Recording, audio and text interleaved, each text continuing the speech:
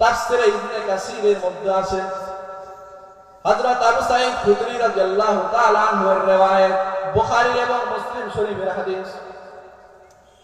হযরত আবু সাঈদ খুদরী রাদিয়াল্লাহু তাআলা আনহু বলেন, একবার কতক সাহাবারা এসে আল্লাহর রাসূলকে বললেন, হে আল্লাহর রাসূল, আমাদেরকে কিয়ামত সম্পর্কে কিছু বলেন, কিয়ামতের দিন কি আল্লাহকে দেখা যাবে? তখন আল্লাহর রাসূল বললেন, মেঘহীন আকাশে দুপুরে যখন রোদ উঠে তখন কি সূর্য দেখা স্পষ্ট থাকে না? স্পষ্ট থাকে। সাহাবারা বলল, এটা তো দিনের এত স্পষ্ট আর কাউকে বলতে হয় না। আল্লাহর রাসূল বললেন, ঠিক তদ্রূপ ভাবে কিয়ামতের দিন বান্দারা যখন আল্লাহকে দেখবেন এর চাইতেও বেশি স্পষ্ট ভাবে দেখতে পারবে।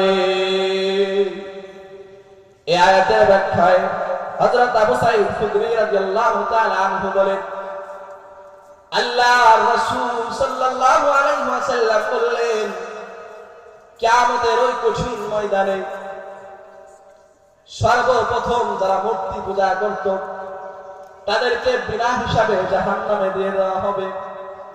তারা জাহান্নামে চলে যাবে। এরপরে ইহুদিদেরকে ডাকা হবে। ইহুদিদেরকে ডেকে আল্লাহ রাব্বুল আলামিনের ফেরেশতারা জিজ্ঞাসা করবেন, ও ইহুদি সম্প্রদায়, তোমরা দুনিয়াতে যার ইবাদত করতে তার সাথে চলে যাও। তখন ইহুদিরা বলবে, আমরা তো উযাইরের ইবাদত করতাম, উযাইরকে আমরা আল্লাহর ছেলে বলতাম, নাউযুবিল্লাহ। তখন ফেরেশতারা ঘোষণা করবে, তোমাদের দাবি মিথ্যা, তোমরা এখন কি চাও?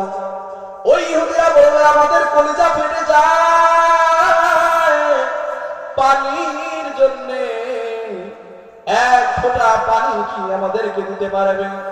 আল্লাহর ফেরেশতারা তখন সামনে আওয়াজ দিয়ে বলবেন, ওই যে দেখো সামনেই পানি আছে। সেটা আসলে পানি নয়, মরিচিকা। দূর থেকে দেখতে পানি পানি মনে হবে, কিন্তু কাছে গেলে পানি নয়।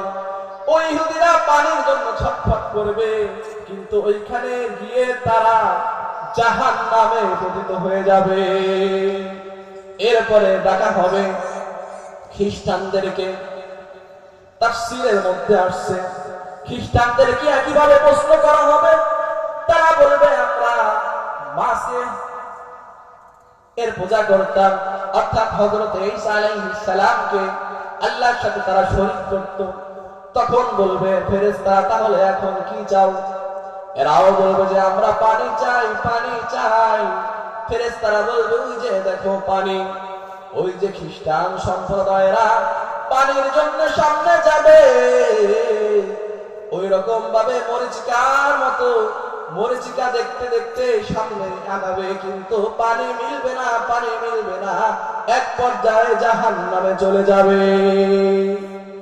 মুহতারাম হাজিরিন, মূর্তি পূজা যারা করত তারা জাহান্নামে চলে গেল। ইহুদিরাও জাহান্নামে চলে গেল, খ্রিস্টানরাও জাহান্নামে চলে গেল। এবার থাকবে শুধু মুমিন মুসলমান আর হলো মুনাফিক। ঠিক তখন আল্লাহ রাব্বুল আলামিন সামনে আসবে, পায়ের গোছা উন্মুক্ত করবেন। আল্লাহর যে রকম সেই সদৃশ রূপ।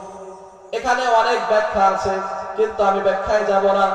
আল্লাহর পা আছে কিনা সেটাও বলবো না। এখানে কথা যেভাবে আসছে, আনসাতু ওয়া ইউদাউনা ইলাস সুজুদ, যে আল্লাহ রাব্বুল আলামিন পায়ের গোছা উন্মোচন করবেন এবং অবস্থায় সকলেই সিজদায় পড়ে যাবে। ওই যে বলছিলাম বাকি আছে মুসলমান আর মুনাফিক। যারা খাঁটি মুসলমান এই দুনিয়ায় 5 ওয়াক্ত নামাজ পড়তো, সঙ্গে সঙ্গে আল্লাহর পায়ের গোছা দেখার সাথে সাথেই সিজদায় লুটিয়ে পড়বে। কিন্তু এক শ্রেণীর মানুষ সিজদা দিতে যাবে, সিজদা দেওয়ার জন্য তারা পিঠ বাঁকা করবে, কিন্তু তাদের পিঠ তক্তার মতো সোজা হয়ে যাবে, সিজদা দিতে পারবে না। ওই শ্রেণীর লোক হলো মুনাফিক, যারা বলে দুনিয়াতে মনের নামাজ বড় নামাজ, পাঞ্জাগানা নামাজ পড়া লাগবে না, লাগবে না। আছে না নাই? একদল আছে, এরা বলে মনের নামাজ ওযু বইলে জীবনে একবার করলেই হয়। এই রকম লোকদেরকে সেই কিয়ামতের কঠিন ময়দানে মানুষ দেখবে। আল্লাহ রাব্বুল আলামিনকে সকলেই সিজদা করতে পারবে, কিন্তু ওই মুনাফিক যারা দুনিয়াতে নামাজ পড়ে নাই এবং মানুষকে নামাজ পড়ার ব্যাপারে নিরুৎসাহিত করছে, সেই কঠিন ময়দানে তারা সিজদা দিতে পারবে না, পিঠ তক্তার মতো হয়ে যাবে। এই জন্য মুহতারাম হাজিরিন, আলোচনা আরো তাফসীর সামনে আসছে, কিন্তু সময় সংক্ষিপ্ত। এরপরে পুলসিরাত কায়েম হয়ে যাবে, সেখানে হাজারে মাত্র একজন পুলসিরাত পার হবে। আমি আলোচনা আর সামনে আগাবো না। আমার বলার উদ্দেশ্য হলো, এই যে আমরা যদি নামাজ না পড়ি, নামাজ নিয়ে যদি ঠাট্টা মশকারি করি, নামাজকে যদি অহেতুক মনে করি, কাল কিয়ামতের দিন কঠিন ময়দানে আমরা লাঞ্ছিত হয়ে যাব। খাশিয়াতান আবসারুহুম তারহাকুহুম বিল্লাহ, লাঞ্ছনার কারণে তাদের দৃষ্টিগুলো, মাথাগুলো নত হয়ে যাবে। কারণ হলো ওয়াকাদ কানু ইউদাউনা ইলাস সুজুদ ওয়া হুম সালিমুন। সুস্থ থাকা অবস্থায়, ভালো থাকা অবস্থায় মানুষ তাদেরকে নামাজের জন্য বলছে, কিন্তু তারা নামাজে আসে নাই, নামাজ পড়ে নাই। এই জন্য সেই কঠিন সময়ে তারা আল্লাহকে সিজদা করতে পারবে না।